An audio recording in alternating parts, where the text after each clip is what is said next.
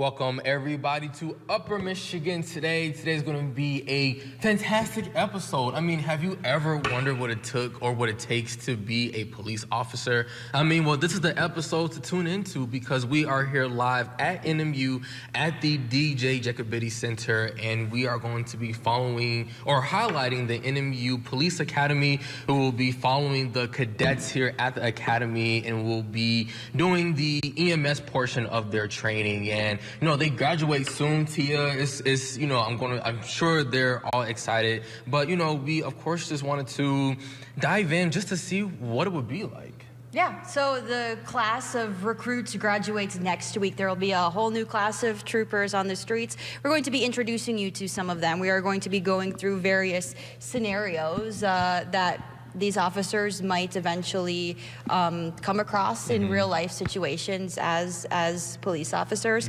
It's all part of the training. Today's the final day of the EMS portion, so we will be focusing heavily on that, like you mentioned, but we're here in the classroom, so finding out what it takes. Yeah, I mean, honestly, I'm not the type when I was in school to sit in front, so usually I would be maybe back there.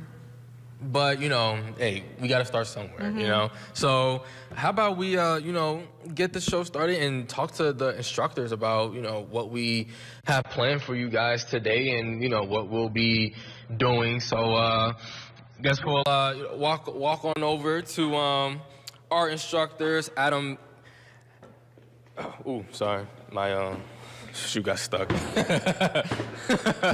here with Adam and Matt, so thanks a lot for having us here today. And we've got your class of recruits waiting patiently for us. Hurry up and wait. So it's kind of the tail end of this session. So Adam, how long does this session go for, and what exactly are these students learning? So this session itself, the academy itself is 16 weeks, so over 800 hours. But the EMS portion, we do 24 hours. Ultimately, in law enforcement, EMS is going to be a major duty of them. They're always first on scene, always first to get there. So EMS is very heavily focused on making sure they understand what they're supposed to do, right? We're not there to fix every single problem or diagnose what things are, but we want to make sure we're a good middle person between what's going on and the hospital itself. So today we're going to make sure that they have some basic knowledge on processing the stuff they learned in the last couple of days, actually implementing it versus just sitting behind a desk in the front of the class. Right, I mean, because police officers, you never know what kind of situation you might get into in the field, so it's best to be prepared in all of these scenarios. Yeah, so Matt, you know, as an instructor, you know, how do you determine, you know, what scenarios you guys will have planned for the cadets? We try and choose scenarios that officers generally see in the field, diabetic emergencies. We're trying to correct those immediate life threats to make it easier for EMS and that hospital to treat that patient once they eventually get there. Yeah. So as far as like the, you know, different scenarios with diabetes and things like that, you know, is that something that comes across often in like real world scenarios with police officers? Yes, absolutely, absolutely.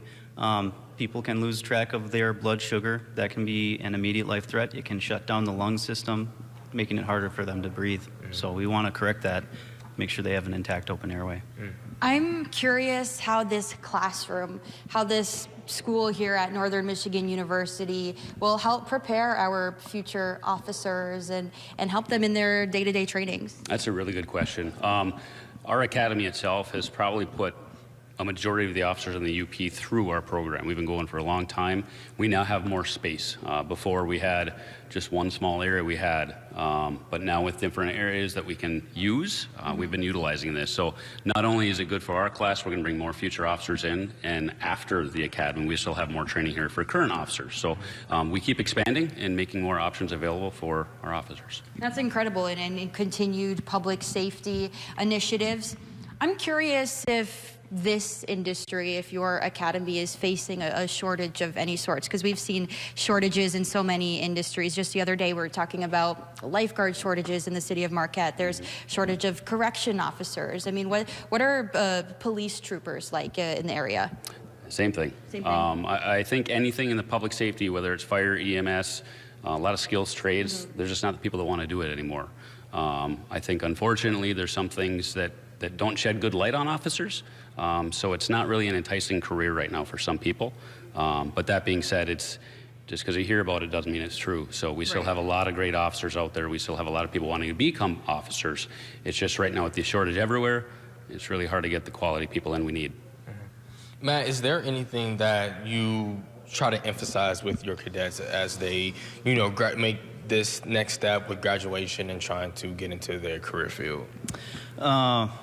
In terms of first aid, try and keep a level head because we need to remain calm when we treat those patients. So bystanders and the patients themselves don't get more anxiety dealing with certain situations. So how were these past couple of weeks like as far as the EMS training and any other self-defense training or things like that like with your cadets? It's pretty extensive. I wasn't involved with any physical training, but I've gone through this in 2019. I know for a fact it's very physically demanding.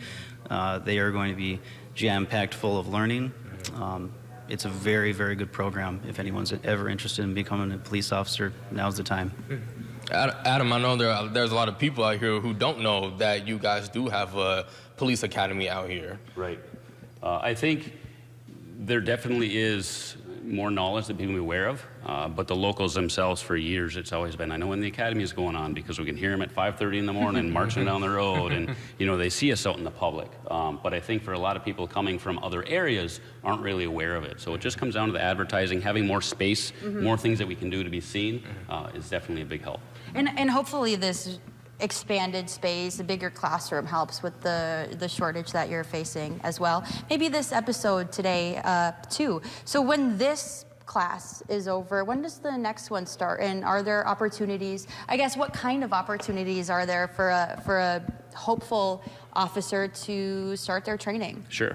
The next academy itself will be next May. So we run our academy kind of on the northern schedule, so during the summer months. So May through August is when we have the program. Our testing usually starts today in around December or January. A lot of the test results have to be within 180 days of the academy, or when it starts. So therefore, if we do testing now for next year, it's not going to qualify. So to get in the academy, you have to have a psych eval, you have to PT eval, right? There's lots of things. We don't just pick people off the street. So I think that kind of limits the availability too on, you want to be a cop, you're going to stay fit, you're going to go out and do it, where some people aren't in that situation, so it makes it difficult. Certainly. And I know this episode of Upper Michigan Today is all about what it takes to be an officer, what it takes to go through the training academy here at Northern Michigan University. We are going to be meeting some of those cadets, taking a look at some of the training scenarios when we return.